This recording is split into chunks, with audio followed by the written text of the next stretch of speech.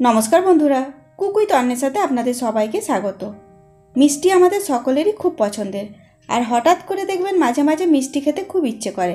তাহলে আর দেরি না করে চলুন আজকে তৈরি করি বাড়িতে থাকা উপকরণ মানে দুধ আর পাউরুটি দিয়ে একটা দারুণ সুস্বাদু মিষ্টি।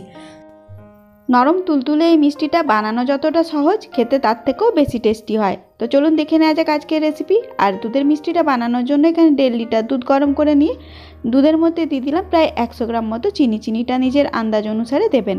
তারপর আমি এর মধ্যে দিয়ে দেবো খোয়া ক্ষীর। খোয়া ক্ষীরের পরিবর্তে এখানে আপনারা কনডেন্স মিল্ক ব্যবহার করতে পারেন বা গুঁড়ো দুধও ব্যবহার করতে পারেন। আর যদি কিছুই না চান, শুধু দুধটাকে এইভাবে নাড়াচাড়া করতে করতে ঘন করে নিতে হবে, সেক্ষেত্রে সময়টা অনেকটা বেশি লাগে। আর খোয়া ক্ষীর ব্যবহার করলে মিষ্টিটার স্বাদ অবশ্যই বেশি ভালো হয়। খোয়া ক্ষীরটাকে দুধের মধ্যে ভিজিয়ে নরম করে নিয়ে গরম দুধের মধ্যে দিয়ে অনবরত নাড়াচাড়া করে এটাকে একদম ঘন করে নেব। গ্যাসের ফ্লেমটা লো টু মিডিয়ামে রেখে দুধটাকে বেশ অনেকটা সময় লাগবে ঘন করার জন্য, আর একটু ধৈর্য নিয়ে এখানে দুধটাকে ঘন করে নিতে হবে। দুধটা ঘন করার আগে আমি বেশ কিছুটা দুধ এখানে 200 ml মতো তুলে আলাদা করে ছড়িয়ে রাখলাম। এবারে দুধটাকে অনবরত নাড়াচাড়া করবো, আর সাইডে যে চাচিগুলো জমা হবে সেগুলোকেও ওই দুধের সাথে মিশিয়ে নিতে হবে। এইভাবে বেশ অনেকটা ধৈর্য নিয়ে আমি দুধটাকে ঘন করে নিয়েছি। দেখুন দুধটা এখানে খোয়া ক্ষীরে পরিণত হয়েছে।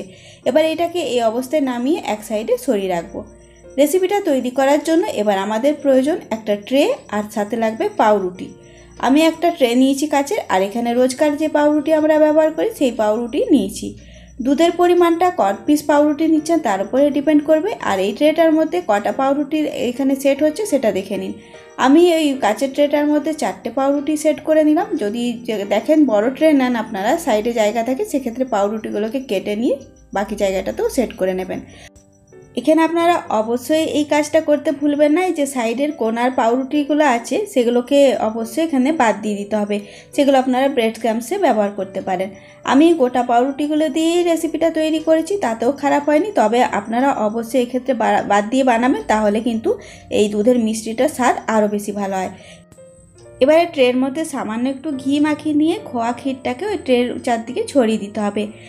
খোয়া ক্ষীরটাকে একদম ঘন করে নেবেন না, তাহলে পাউরুটির গায়ে মাখানো যাবে না। সেই জন্য এইভাবে এই পর্যায় পর্যন্ত খোয়া ক্ষীরটাকে ঘন করে নিতে হবে। ট্রের চারদিকে ভালো করে ছড়িয়ে দেওয়ার পর 4 পিস পাউরুটি আমি ওর উপরে সাজিয়ে দিলাম।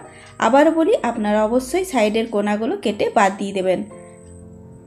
তারপরে যে দুধটা তুলে রেখেছিলাম সেটা প্রত্যেকটা পাউরুটির উপর ছড়িয়ে দিতে হবে। এই দুধটা দেওয়ার পর পাউরুটিগুলো একদম নিচ পর্যন্ত নরম হয়ে যাবে, তবেই মিষ্টিটা ভালো তৈরি হবে। আর দুধের পরিমাণ কিন্তু বুঝে দেবেন, খুব বেশি দুধ দিয়ে দিলে পাউরুটিগুলো একদম নরম হয়ে গলে যাবে। সেই জন্য পরিমাণ মতো দুধ দিয়ে তারপরে চামচের সাহায্যে চারদিকে ভালো করে স্প্রেড করে দিলাম।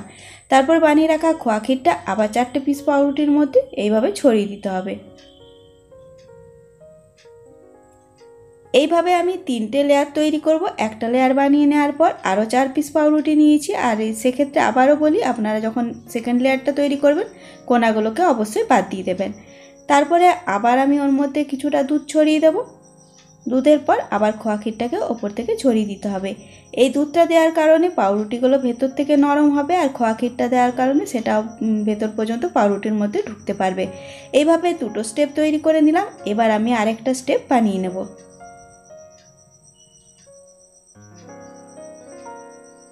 এই স্টেপও একইভাবে পাউরুটিগুলো দিয়ে দিলাম, আর বাকি যে দুধটা তুলে রেখেছিলাম সেটাও দিয়ে দেবো, আর বাকি খোয়া ক্ষীরটাও ওপর থেকে ছড়িয়ে দেবো।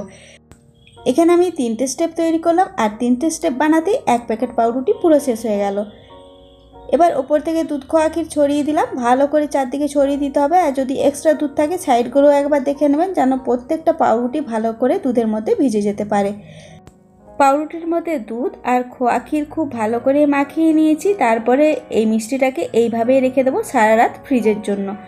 আমি এই সন্ধ্যাবেলা মিষ্টিটা তৈরি করেছি আর ফ্রিজে রেখে দিয়েছিলাম সারা রাত। পরের দিন সকালে বের করে নিয়েছি। এটা দেখুন সুন্দরভাবে সেট হয়ে গেছে। অবশ্যই সারা রাত রেখে তারপরে পরের দিন সকালে ফ্রিজ থেকে বের করে এইভাবে কেটে নেবেন।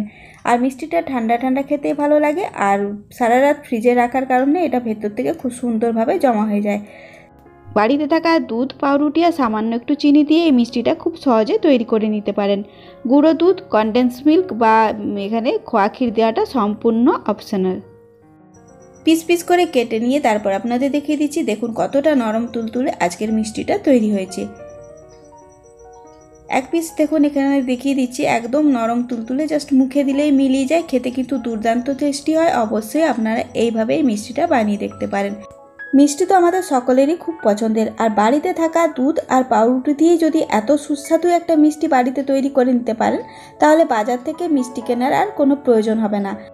একটু সময় আর ধৈর্য খরচ করে একবার এই মিষ্টিটা বাড়িতে তৈরি করুন। একবার বানিয়ে সকলকে খাওয়ালে বারবার আপনাকে তৈরি করতে বলবে, আর বারবার বানাতে বললে অবশ্যই বানাবেন, কারণ বাড়ির সকলের যদি কোনো জিনিস খেতে ভালো লাগে সেটা আপনি বারবার করে তৈরি করতেও পছন্দ করবেন। তাহলে আর দেরি না করে অবশ্যই ঝটপট তৈরি করে নিন আজকে দারুণ সুস্বাদু একটা মিষ্টির রেসিপি, আর এইভাবে বানান আর বাড়ির সকলকে তৈরি করে খাওয়ান। রেসিপিটা ভালো লাগলে লাইক শেয়ার করবেন, সাথে চ্যানেলটাকে প্লিজ সাবস্ক্রাইব করে নেবেন।